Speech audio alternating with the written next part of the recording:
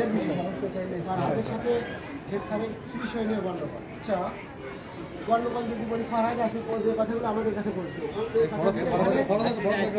কথাগুলো এখানে আসলে ও যেটা বলছে যে আমার যেদিন যোগদান হয় আমার বলা হবে না, যেদিন এখানে পরীক্ষায় আমার বলা হয়নি, এটা নিয়ে বাইরে অর্থনৈতিক কোনো লেনদেনের বিষয় আছে কিনা, কারণ আমরা কিন্তু আমাদের কাছে প্রমাণ আছে দেখে আমরা এর বাইরে ছিলুন, যেটা বলছি এর বাইরে ও আমাদেরকে বলেনি, এই কারণে হেডমাস্টার করা পান।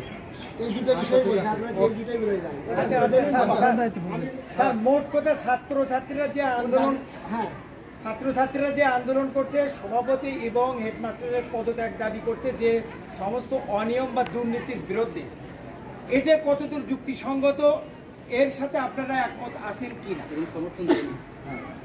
এর সঙ্গে আমরা অভিযোগ, আমাদের বাচ্চা, আমার বাচ্চা যদি একটা ছেলে যদি একটা বাপের মানে যদি আপনার কিছু বলে, সেই জায়গার বাপ আর মানে ওখানে কোনো স্কোপ নাই যে কী করে, সুতরাং আমরা ওদের সঙ্গে সহমত। তবে সুষ্ঠু তদন্তের মাধ্যমে যদি কেউ তার বিচার যেহেতু সারা বাংলাদেশে এই বৈষম্য বিরোধী আন্দোলনের মাধ্যমে একটা স্বাধীনতা পাবে, এই জায়গার জন্য বৈষম্য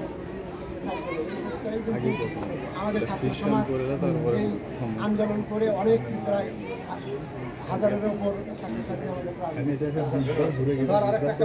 এই যে আমাদের এখানে স্কুলে পার্শ্ববর্তী স্কুলগুলোতে বেতন হয় 120 টাকা, মেয়েদের 100 টাকা এরকম হয়, কিন্তু আমাদের এখানে আমাদের শুনছি 250 টাকা পর্যন্ত নেওয়া হচ্ছে। এটা কী কারণে নেওয়া হচ্ছে, মানে এটা কোন ভিত্তিতে নেওয়া হচ্ছে?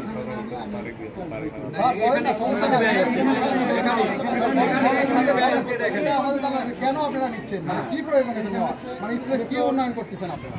বেতন বৃদ্ধিটা মানে শিক্ষকরা ইচ্ছা করে তাদেরকে শিক্ষকদের জন্য তারা দেয় ইচ্ছা করে বলছিল 50 টাকা দেবে, 80 টাকা দেবে, এমন কি না।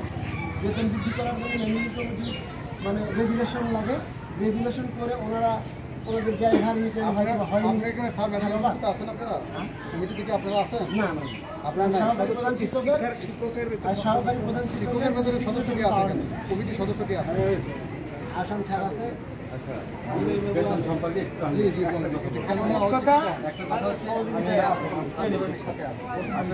বেতন দিতে গেলে দেখা যায় আমাদের এলাকাতে কিন্তু খুব ধনী তা না, এখানে অনেক গরিব ছেলেমেয়ে আছে, অনেক ছেলেমেয়ের বাবা মা নাই, বা দরিদ্র খুব দরিদ্র নারী সব থেকে লেখাপড়া করে, সেক্ষেত্রে কিন্তু আমরা ওই শিক্ষার্থীদের থেকে কোনো বেতন দিই। এরকম কয়জন দেখাতে পারবেন? এরকম আছে, কিন্তু আমাদের কাছে অনেক লোক আছে জোর করে নিচ্ছে টাকা নিয়ে আসে। এরকম কোনো নিয়ম আছে কিনা এমপিভুক্ত, যে আপনি চাইলে বেতন বৃদ্ধি করে নিতে পারেন কিনা, এটা কোনো নিয়ম আছে, আইন আছে? এটা আমি আমার ক্লাস আমি। আচ্ছা ঠিক আছে, কথা বলবো। আপনারা আমাদের সহযোগিতা করেন, আমরা চাই যে সবার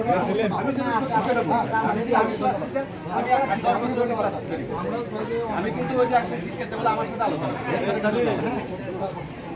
আমাদের সত্য